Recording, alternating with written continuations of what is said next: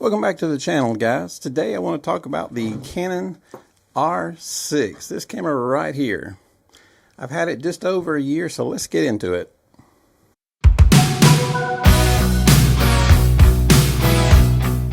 So the Canon R6 is really just a fantastic camera. I've had it a little over a year now. You know, it's 20 megapixels. A lot of people don't like the idea that it's 20 megapixels because it just doesn't seem like enough. But actually, for what I do, it's about the perfect amount. I do weddings and models, and low light is very important to me, and 20 megapixels is fantastic in low light. Compared to the RF, which is 45 megapixels, I can get better low light than the R5 because the megapixels that are on this sensor are smaller, so they pick up more light than the little megapixels that'll be on the 45 R5. So it's not a huge difference, but it's enough that I can tell, and it's just been the perfect camera for me. It's 20 frames per second on the electronic shutter, 12 on the mechanical shutter, which is plenty fine. I've never needed that many. It's got a beautiful EVF. The screen is 3 inches. It's just the perfect little camera for what I'm using. You guys have watched my video about the Canon 6D. I think this camera is on track to be the 6D of the R line of cameras. It's just that good. It doesn't have the highest specs of all the cameras, but it puts out just amazing quality images, and that's what I'm looking for. And the sensor that's in the camera is the same one that's in the EOS 1D Mark III, which was the top of the line camera Canon had before they put out the mirrorless cameras. Now, one thing I do love about this camera, absolutely, I just don't want a camera that don't have this anymore, is multiple card slots. I just got to have multiple card slots. I know I went years without multiple card slots, but now that I've got them, it's something I just can't live without. My Lumix G9 has multiple card slots. I just find that to be so important because when you're shooting weddings and things, it's very, very rare that one card would go wrong, but if it does, you know that you've got a backup card in there and you will have pictures. You will not lose your pictures. I usually take one card in the front and put about a 128, and I put a 512 or a 1 terabyte in the back and just kind of keep it in there. It's kind of like an external hard drive. So I just replace it when it gets full. I don't erase it. I just put another card in. They're not that expensive, so that way it just helps me keep my pictures in more places, and I don't have to worry about losing images. I still use it as my main #1 camera when I'm at a wedding. My wife will be shooting with the 6D, and then we'll have the Canon 70D as #3, and then my Lumix G9 comes out.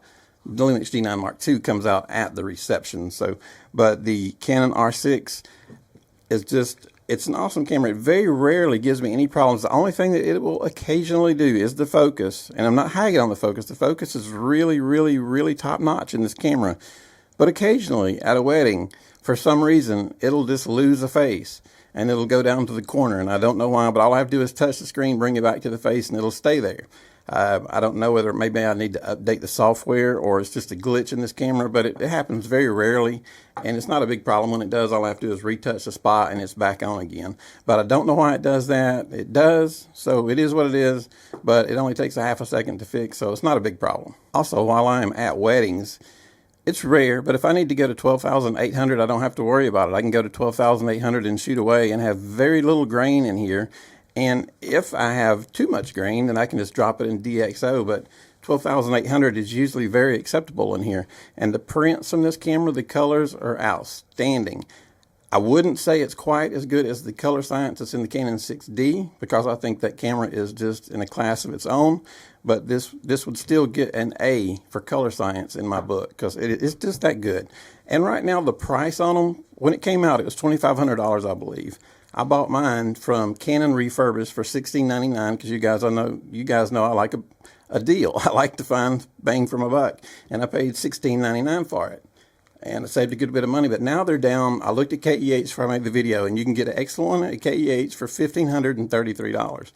And that is an excellent price for what you get. If you buy a camera full price when it first comes out, the camera has to do everything that it says it does and do it perfectly to make it worth that much money. Now at $1,500, this is a bargain because it does so much. It is worth well more than $1,500 for what it'll do. I highly recommend this camera if you're just getting started or you're looking to get into the mirrorless line of cameras. The Canon R6 is the camera for you. Now, The Canon R6 Mark II is also an excellent camera, but it is a little more expensive, and it's just barely better than this camera. When this camera first came out, they had problems with overheating. I never had the problems with the overheating. I did the upgrade, and I've not had one time has this camera ever overheated on me doing video. So I haven't had that problem. Now back to the 20 megapixels. You cannot crop your images quite as much as you can like the 45 megapixel R5. But that's why I always stress to you guys, shoot it right in camera. And then you don't have to worry about it. But you can still crop it some. It's not that you can't crop the image. It's just that you don't have 45 megapixels to play with. You only have 20. So you start throwing away half of your megapixels, you're down to 10. You're starting to cut it a little bit close there. So you don't want to do that. So get it right in the camera, and then you don't have to worry about it. The 20 megapixels will be absolutely fine, just as long as you're shooting it just right. And like I said, you can crop it. Just don't want to crop half the picture away, and you'll be fine. The 4K in the camera is oversampled from a 5.1, so you get beautiful images in the 4K. I don't shoot 4K with it a lot. I mostly just use it at 1080. It does fine. I don't really need the 4K, but it's there if I need it. So the video specs in this camera are just fantastic. It will do photography and video excellent for you. You don't have to worry. It's one of the best hybrid cameras, I believe, on the market that you can get for the price.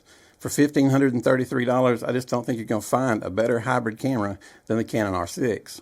Now, there is one downfall to the camera, and this is with all the Canon mirrorless cameras. You are stuck buying the RF lenses, and they are expensive. They have a few budget ones, the 50mm, the 24. They have a few that are low.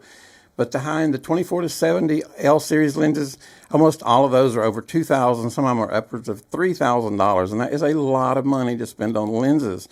But the good thing, you can get an EF to RF adapter like I have on here. I'll show it to you. It's on the front of the camera. And then you can buy the EF lenses, and there's no loss of quality using the adapter. And the EF lenses right now are really priced well because they're not making those anymore. Those are for the older DSLR cameras. So if you can get a 24 to 70 f2.8 for around $500, all those EF lenses they're just great lenses. They're just older, but they work perfectly on the new cameras, and you can get them at a really good price. And that's what I mostly use. I have a few of the RF lenses, but I mostly use the EF lenses on this camera simply because the RF lenses are so expensive. Now, we do have Sigma making some lenses for the crop sensors, like the R7, but Canon hasn't opened up the full frame line to Sigma or Tamron yet. I'm hoping that very soon that they will, because it would help so much if they would just let Sigma and Tamron, a few others, jump in and make some full frame lenses for the cameras that mount straight to the camera. Otherwise, you have to go back and buy the EF mount Sigma and Tamron to mount to the camera. One of my favorite lenses that I use is a Sigma 24 to 105. It's the art one, and it's an EF mount, and I just put it on here, and I still use it a lot. It's one of my favorite lenses. But it would be really nice if Canon would open it up. I understand it's probably got to do with money, as most everything does. But it would be very nice, Canon, if you're listening, let Sigma please make lenses for your full frame cameras. So I won't drag this video out, guys, but I've got the battery grip on here to hold 2 batteries. I can get a lot of pictures with the battery grip. It does go through batteries quicker than the 6D that I did a video on the other day. But I did a wedding with it the other day, and I think I went through 4 to 6 batteries. I shot about 1,300 pictures. I do keep the battery grip on it. But the pictures that come out of this camera are beautiful. The videos that come out of this camera are beautiful. The price is fantastic. If you're buying the EF lenses, you can get really good prices on those. And you can get some budget RF lenses. But you have to watch some of those, like the 28 to 70 f2.0. That one is upwards of $3,000. That's a lot of money for one lens, especially if you're not doing photography full time and shooting weddings. So, but this camera I highly recommend. I love this camera. I don't know how weather sealed it is. They're always a little iffy on that, but we got water on it at the beach about 6 months ago, but it survived. There was no problems. I was very worried when the wave hit it, but it survived and did a really good job afterwards. No problems. I wiped it down and didn't have any issues from it. It doesn't have the LED screen on top, which takes me a little bit of getting used to, but most cameras nowadays don't have that, so I'm getting pretty used to it. But as far as this camera goes, if you're looking for a camera to get started with. If you're ready to jump into the mirrorless, look into the used version of these, like KEH 1533. I'll leave a link for KEH down at the bottom. We're an affiliate with them, so if you do buy from KEH, we will get a small cut, which helps us keep making these videos. But it is a fantastic camera. I highly recommend it. It just does a great job at everything. The low light is probably my favorite thing about the camera, because I know I can go into about any lighting and come out with some beautiful pictures. It's just a great overall camera. I highly recommend it, and I don't know that I can say much more good about it. So the only downfall I can really find are the high prices on the L lenses on the RF line, and every now and then when it loses focus, but that's not a huge problem. So that's about the only two things I can find to say bad about it. Other than that, I love the camera. So anyway, I won't keep you guys on here long today. I just wanted to share with you guys how the Canon R6 is doing for me, and I highly love it, and I highly recommend it. So if you guys have any questions, if you use the Canon R6, let me know. If we're helping you guys out, give us a big thumbs up and hit that subscribe button. You guys have a great day. Thank you.